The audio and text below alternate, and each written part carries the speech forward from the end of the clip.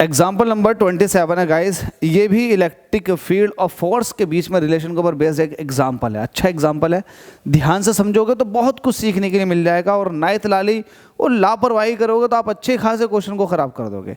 तो ध्यान से समझना, आप लोग मेहनती बच्चे हैं तभी आप लोग ये वीडियो देख रहे हैं, इंडिविजुअल आकर के इस क्वेश्चन को सॉल्व कर रहे हैं।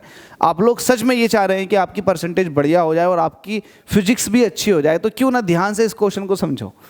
इस क्वेश्चन में हमसे क्या कह रहा है, calculate the voltage needed to balance an oil drop carrying 10 electrons when located between the plates of a capacitor which are 5 millimeter apart.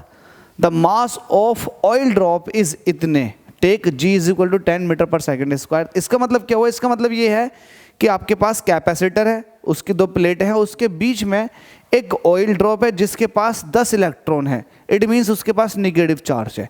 अब जैसे ही आपको पता है कि कैपेसिटर है तो कैपेसिटर की प्लेटों पर इलेक्ट्रिक चार्जेस डेवलप होने की वजह से इलेक्ट्रिक फील्ड आ जाती है।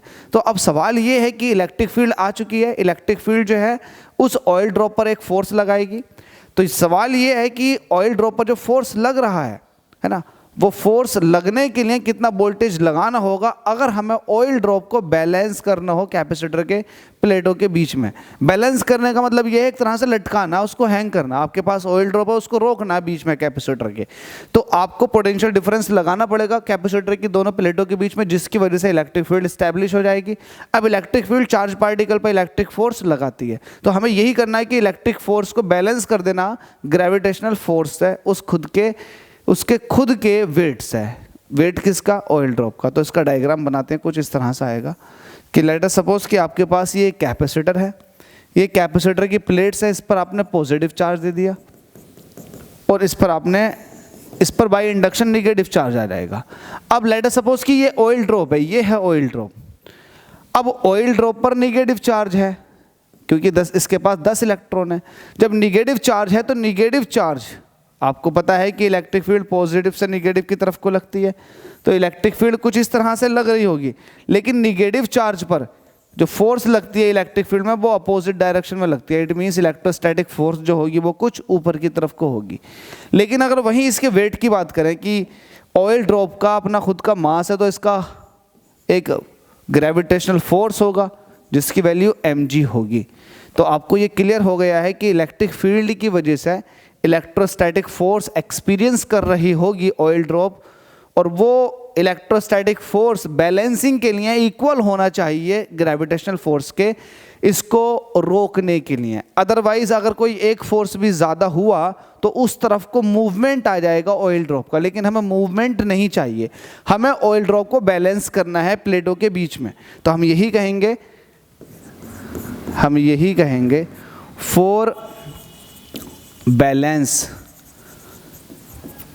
के लिए हम ये कहेंगे electrostatic force on oil drop. अब किसकी वजह से है ये, ड्यू टू इलेक्ट्रिक फील्ड। ये जस्ट इक्वल होना चाहिए, किसके इक्वल होना चाहिए, ग्रेविटेशनल फोर्स, या फिर इसको वेट भी कह सकते हैं, ऑफ या ऑन ऑयल ड्रॉप। जो ऑयल ड्रॉप पर ग्रेविटेशनल पुल लग रहा है वो इक्वल आना चाहिए इलेक्ट्रोस्टैटिक फोर्स के। अब इलेक्ट्रोस्टैटिक फोर्स क्या है, ये है Fe, ग्रेविटेशनल पुल क्या है, ये है Fg। इलेक्ट्रोस्टैटिक फोर्स को आप कह सकते हो चार्ज इनटू इलेक्ट्रिक फील्ड, और जबकि ग्रेविटेशनल पुल को आप कह सकते हो mg। आपको इलेक्ट्रिक फील्ड को तोड़ना है, इलेक्ट्रिक फील्ड होता है वोल्टेज और separation between the plates is equal to mg। यहाँ पर आप लिख सकते हैं since E is equal to होता है V/d, जो आपने काम किया है। अब आपको यहाँ से चाहिए क्या, V चाहिए, तो ये mg और d ऊपर पहुँच जाएगा और q नीचे की तरफ को आ जाएगा। बस इसी को सॉल्व कर लो और आंसर निकाल लो। मास गिवन है आपको ऑयल ड्रॉप का, कितना है 3 × 10⁻⁻16। g आपको 10 लेना है, और वहीं पर d, अगर सेपरेशन की बात करें, इन दोनों प्लेटों के बीच का जो गैप है इसी को सेपरेशन कहेंगे, जो कि आपको दिया हुआ है 5 mm, ये 5 mm जो दे रखा है आपको, ये सेपरेशन दे रखा, mm को मीटर में कन्वर्ट करने के लिए 10⁻³ से मल्टीप्लाई। ठीक है भाई।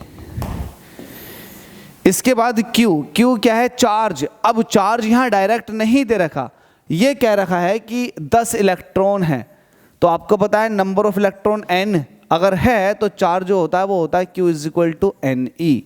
ठीक है। अगर आपको इलेक्ट्रॉन्स का नंबर दे रखा तो आपको चार्ज निकालने के लिए ये वाला फॉर्मूला इस्तेमाल करना पड़ेगा, Q = Ne। तो यहाँ पर n कितना दिया हुआ है आपको? 10 इलेक्ट्रॉन, और एक इलेक्ट्रॉन का चार्ज होता है कितना? 1.6 × 10⁻⁻19। ये कैलकुलेशन है, इस कैलकुलेशन को सॉल्व कर लो, 10 से 10 ख़त्म। ठीक है। पॉइंट हटा देंगे तो ऊपर 10 हो जाएगा। पावर बैलेंस करेंगे, ये 10⁻⁻16 है, 10⁻⁻3 है, तो 10⁻⁻19 हो गया, और 10⁻⁻19 से 10⁻⁻19 खत्म हो गया। ऊपर 5 है, ऊपर 3 है, ऊपर 10 है, तो 5 या 15, 15 की 10 से मल्टीप्लाई करेंगे तो हो जाएगा 150, 150, और नीचे सिर्फ 16 बचा हुआ है। इसको सॉल्व करने के लिए थोड़ा आसान कर देते हैं। 150 का आधा होता है 75, और वही 16 का आधा होता है 8। 75 को डिवाइड कर दो 8 से, जरा कर लेते हैं। 8 सत्ते 56, 8 नम 72, 72। सब्ट्रैक्ट करने पर 3 आए, पॉइंट लगा दिया, 0 बढ़ा दिया। 8 चौक 32, 8 सत्ते 8 चौक 32 होते हैं, तो 8 तिया 24, 3 बार चला जाएगा ये, 8 से 24, तो 9.3 आ चुकी है वैल्यू। तो यहाँ पर लिख देंगे 9.3 वोल्ट में, बस खत्म। आपसे यही पूछा गया था, आपको ऑयल ड्रॉप बैलेंस करनी है प्लेटों के बीच में, तो कितना वोल्टेज लगाना पड़ेगा? जैसे ही वोल्टेज लगा तो वैसे इलेक्ट्रिक फील्ड आ जाता है। इलेक्ट्रिक फील्ड चार्ज पार्टिकल पर इलेक्ट्रिक फोर्स लगाता, तो फोर्स लगी इलेक्ट्रिक फोर्स ऊपर की तरफ को, वहीं ग्रेविटेशनल अट्रैक्शन फोर्स लगी नीचे की तरफ को, बैलेंस हो गई। बस यही आपको करना था। बैलेंसिंग दिखाने के बाद में आपको ये बताना था कि वोल्टेज कितना लग रहा होगा, तो 9.3 वोल्ट। उम्मीद करता हूँ कि एग्जाम्पल नंबर 27 आपको समझ में आ गया होगा। स्टिल किसी के समझ में नहीं आया तो वो कमेंट कर सकता, और समझ में आ गया तो वीडियो को शेयर कर सकता। Thank you.